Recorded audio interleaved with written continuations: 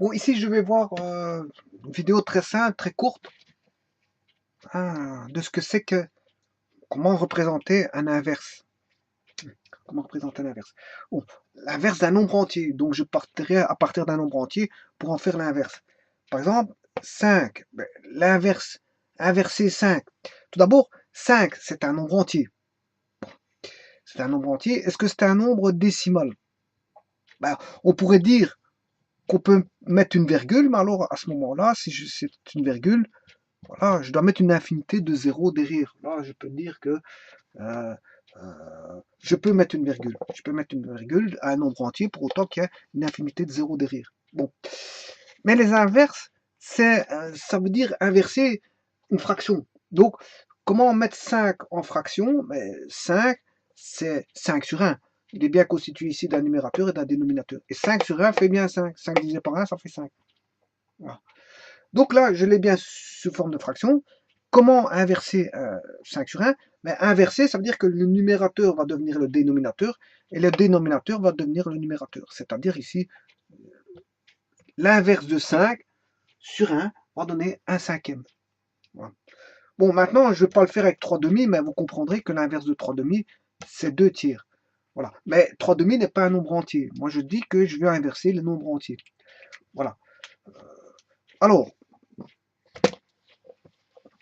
comment représenter l'inverse? Bon, donc vous aurez compris que l'inverse de 1, c'est 1, puisque 1 sur 1, son inverse, c'est 1 sur 1.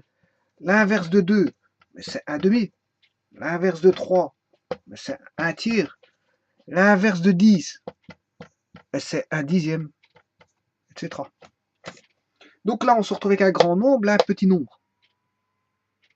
On a un grand nombre, quand c'est un nombre entier, si j'inverse un nombre entier, 1 devient 1. Bon, c'est le seul où quand je l'inverse, il devient lui-même. C'est le seul nombre. Où j'inverse le 1, le nombre il devient lui-même. Ce n'est valable que pour la valeur 1. Donc on va dire que 1 est son propre inverse. On va dire ça comme ça. Bon, là on a un grand nombre. Là, on a un petit nombre. Parce que de 2, je me retrouve avec 1 demi. Mais 1 demi, c'est diviser 1 par 2. Donc diviser 1 par 2, je me retrouve entre 0 et 1, qui est 0,5. Diviser un nombre par 3, 1 tiers. Mais 3 c'est un grand nombre. Comparé à 1 tiers. Et 1 tiers est plus petit que 1. Donc, il est compris entre 1 et 0. Donc, les inverses, si vous voulez, sont compris entre... Bon, je parle des entiers positifs. Parce que si vous prenez des entiers négatifs, ils vont être compris entre moins 1 et 0 pour les divisions.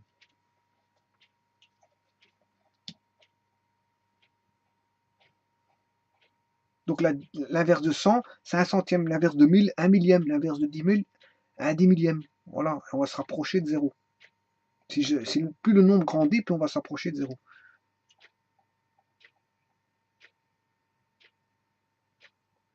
Voilà. Bon, c'est ce que décrit la fonction inverse. La fonction inverse, vous comprendrez que la fonction inverse, l'inverse de 2, ça vaut 1 demi. L'inverse de 1, ça fait 1. L'inverse de 3, qui fait 1 tiers. L'inverse de 4, 1 quart. L'inverse de 5, 1 cinquième. L'inverse de 6, 1 sixième. L'inverse de 7, 1 septième. Et là, on se rapproche de 0, voilà, sans jamais le toucher. Voilà. Idem si je fais de l'autre côté l'inverse de moins 1, ce qui fait moins 1. L'inverse de moins 2, moins 1 demi. L'inverse de moins 3, moins 1 tiers. L'inverse de moins 4, moins 1 quart, moins 1 cinquième, etc. Voilà. Pour les nombres entiers, c'est assez simple. Bon, pour les nombres réels, l'inverse va se situer. Si j'ai un inverse entre 1 et 2, il va se situer entre 1 et 1 demi. Tout nombre qui est compris entre 1 et 2, son inverse va se situer entre 1 et 1 demi. Tout nombre, pour les inverses compris entre 2 et 3, il va se retrouver entre 1 demi et 1 tiers, l'inverse. Pour tout nombre compris entre 3 et 4, va être compris entre 1 tiers et 1 quart, et ainsi de suite. Voilà. Et donc, on aura une fonction qui sera d'allure comme ceci. Par contre, Quand on va retomber entre une valeur entre 0 et 1, là c'est autre chose. L'inverse de 1 demi va donner 2. L'inverse de 1 tiers va donner 3. L'inverse de 1 quart, 4. L'inverse de 1 cinquième, 5. L'inverse de 1 sixième, 6. Donc, si vous voulez, on aura un effet. L'inverse de 2, c'est 1 demi. Mais l'inverse de 1 demi va donner 2. L'inverse de 3 va donner 1 tiers, mais l'inverse de 1 tiers va donner 3. Donc on aura une courbe d'allure qui sera, on va dire, symétrique par rapport à une bisectrice. Et on aura la même chose ici, hein, totalement. Parce que là, c'est une fonction impaire. Voilà. Donc la fonction y est égale à 1 sur x, dans R est une fonction, si vous voulez, impaire. Donc on a une symétrie par rapport à l'origine. Mais on a aussi une symétrie par rapport, si vous voulez, à la bisectrice de la courbe là par rapport à celle-là. La courbe là par rapport à celle-là. Voilà. Mais moi, j'étudie pas les nombres qui sont compris entre 0 et 1, mais je vais étudier les nombres entiers, les inverses des nombres entiers. Voilà. Donc, ce qui veut dire que pour les nombres entiers supérieurs à... Pour les nombres entiers, eh bien, dès le moment où je fais un inverse, le nombre entier est plus grand que son inverse. Voilà. Pour un nombre entier, si je prends 4, il est plus grand qu'un quart, que son inverse. Si je prends moins 5, bon, maintenant, si je prends moins 5, comment moins 5 pour un moins cinquième? Moins un cinquième est plus grand que moins 5. Donc, moins 5 est plus petit que moins un cinquième. Bon, c'est vrai, pour les positifs, c'est vrai, 5 est plus grand qu'un cinquième, et pour les négatifs, ça s'inverse. Hein. Moins 5 est plus petit que moins un cinquième. Notamment, si je prends l'opposé ici, il y a changement du signe de l'inégalité. Et de toute façon, si je mets dans un repère, moins 5 par rapport à moins un cinquième, moins un cinquième est situé à droite, donc il est plus grand que moins 5. Mais si moins un cinquième est plus grand que moins 5, ce qui veut dire que moins 5 est plus petit que moins un cinquième d'office. Si je change l'ordre des valeurs, ben, on a changement du signe de l'inégalité. Bon, ceci étant dit, maintenant comment représenter dans un repère, dire repère cartésien. Non, comment représenter l'inverse? Bon, l'inverse, je vais faire des nombres positifs. Hein. L'inverse, par exemple, de 0, je dois mettre le 0. Ouais, le 0 n'a pas d'inverse. Hein. Vous comprendrez que 0 n'a pas d'inverse. Voilà. 0 n'est pas inversible. Parce que si je fais 0 sur 1, l'inverse de 0 sur 1, ça ne peut pas donner 1 sur 0. Parce qu'un sur 0, ça fait l'infini. Ça tend vers l'infini.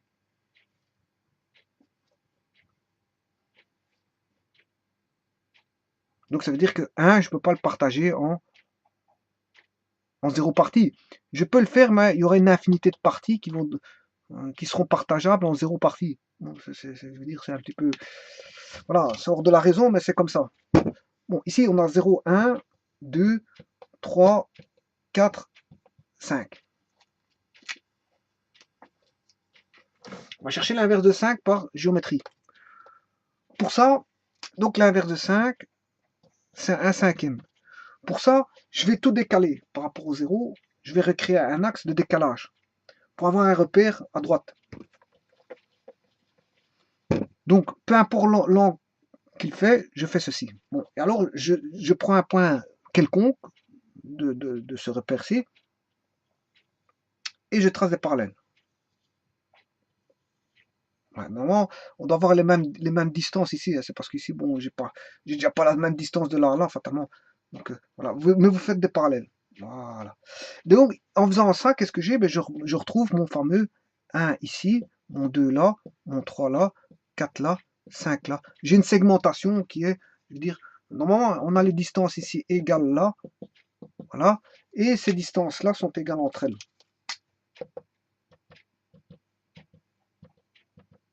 Voilà.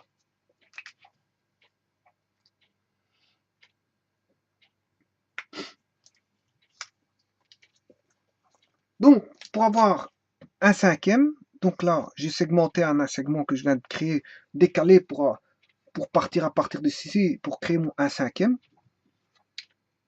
je considère comme une unité vaut 5. Et là, je trace des parallèles. Parallèle ici, parallèle là, parallèle là,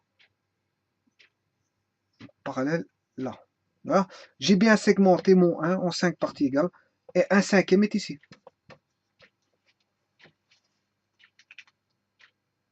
Et donc, je peux faire ça avec n'importe quelle valeur.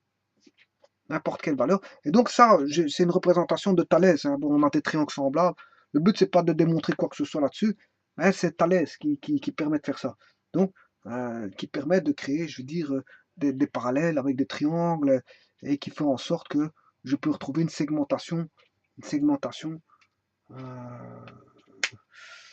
voilà, de valeurs. Segmentation de valeurs prises sur un repère axial. Non, et grâce à ça, je peux avoir des proportions.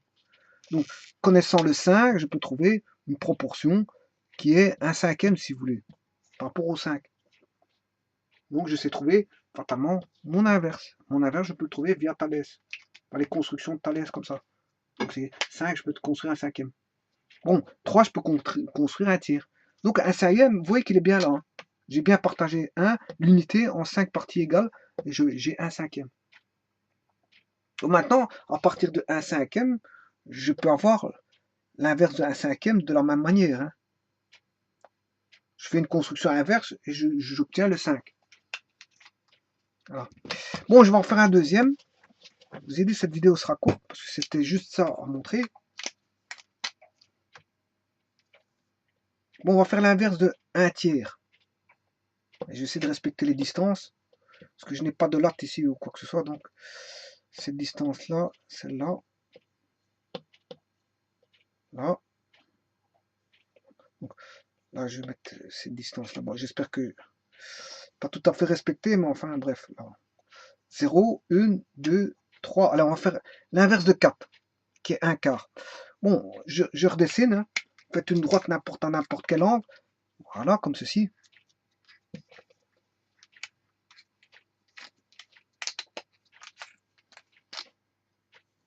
Voilà. Vous prenez du 4, voilà, droite. N'importe quel. Les angles que j'ai mis là, c'est n'importe quoi. Hein. Vous pouvez prendre n'importe quoi comme angle. Voilà. Maintenant, en fait, là, ce qui est fort important, ce sont les parallèles. Je fais une parallèle à celle-ci, parallèle à celle-là, et une parallèle à celle-là. Voilà. Ce qui veut dire que je resegmenté ce segment-ci, que j'ai écarté pour avoir une certaine visibilité par rapport au 1 qui est sur le côté. Enfin, pour avoir une certaine visibilité. Parce que créer un quart par rapport à 4, bon, si je ne fais pas un décalage d'axe, et que j'aille rechercher des choses sur la droite ou sur la gauche, peu importe, hein, je peux le mettre là ou là, là je ne serai pas dessiné. Donc il faut recréer une resegmentation décalée, c'est ça qu'il y a. 4, 3, 2, et là mon 1. Voilà. Maintenant, là j'ai mes 4 unités, mais il faut que je construise un quart. Donc ce qui veut dire que je fais correspondre le 1 au 4. Voilà. Et là je fais des parallèles qui vont passer par le 3, par le 2 et par le 1. Et donc, le 1 quart, si vous voulez, il est là. Voilà. Bon, vous pouvez construire 2 quarts. Hein. 2 quarts, il sera là. 3 quarts, il sera là. Et 4 quarts, ce sera 1. Voilà, vous pouvez reconstruire. En ayant l'inverse, je peux reconstruire 2 quarts, 3 quarts, 4 quarts. Hein. Voilà. J'ai fait une segmentation en fractions, toutes les fractions possibles des quarts. Dans un quart, on a 4 possibilités possibles. Hein. Donc en fait, ici, j'ai créé des fractions, si vous voulez. À partir d'un nombre entier, j'ai créé des fractions. Donc ici, j'ai créé 1 quart, 2 quarts, 3 quarts, 4 quarts, mais sous forme de segments, si vous voulez. Pour le 5, je peux créer un cinquième, 2 cinquièmes, 3 cinquièmes, 5 cinquièmes. Pour 6, un sixième, 2 sixièmes, 3 sixièmes, 4 cinquièmes, 3 sixièmes, 4 5 sixièmes, 5 sixièmes, 6 sixièmes. Voilà, si je devais construire par rapport à 7, je peux construire 1 septième, 2 septièmes, 3 septièmes, 4 septièmes, jusqu'à 7 septièmes. Voilà. Et si je fais une division par 10, ben je peux créer un dixième. Voilà, je fais une segmentation, voilà, je crée les fractions, voilà, qui sont des quarts, des tiers, des sixièmes, des huitièmes, des dixièmes, des vingtièmes. Mais s'il y a des vingtièmes, là, il y aura 20 parties. Hein, 20 parties. S'il y a des trentièmes, c'est 30 parties. S'il y a des 40, s'il y a des centièmes, c'est 100 parties. Hein. Voilà. Je vais décomposer en 100 parties.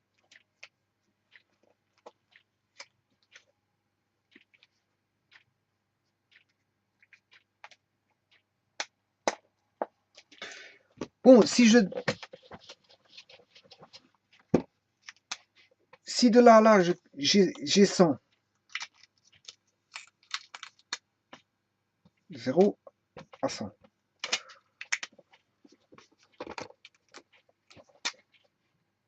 J'ai des zéros à 100. J'ai mon marqueur qui ne fonctionne plus très bien. Je commence à avoir des problèmes de marqueur. Donc ici, le 0 il est là, et le 100 est là. Par une décomposition comme je viens de le faire, voilà, si le 1 est là,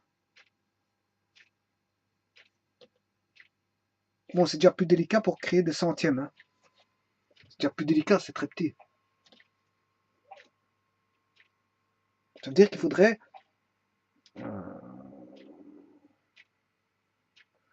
réaugmenter cette partie-ci, mais réaugmenter l'autre. Voilà. Parce que si je mets unité,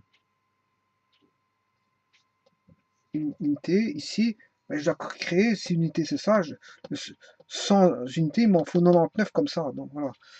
Là, il faudrait que je décompose en 100 parties égales. Ouais, c'est déjà plus délicat voilà, de décomposer en 100 parties égales ici. Et là, il y a des autres astuces pour décomposer. Voilà. On ne fait plus comme ça en fait. Voilà. Donc, on peut mesurer par exemple, c'est ce qui a été fait par le Piacolis. Le Piacolis, voilà, donc il y a des autres astuces qui sont faites. Si j'ai 100 unités, comment mesurer en centièmes, ou en cinquantième, ou en centième, ou voilà, en plus, par rapport à une échelle donnée. Avoir une échelle et une seconde échelle. Et là, c'est, par exemple, ce qu'a trouvé monsieur, enfin, ce qui a été utilisé par le Piacolis pour mesurer. Voilà. On ne fait plus de division comme ça parce que ça devient un peu trop grand. Enfin, trop grand pour les unités et trop petit pour les fractions. Voilà. Donc là, il faut notre méthode qui est la méthode, par exemple, du Piacolis, par exemple. Voilà, je vous remercie beaucoup.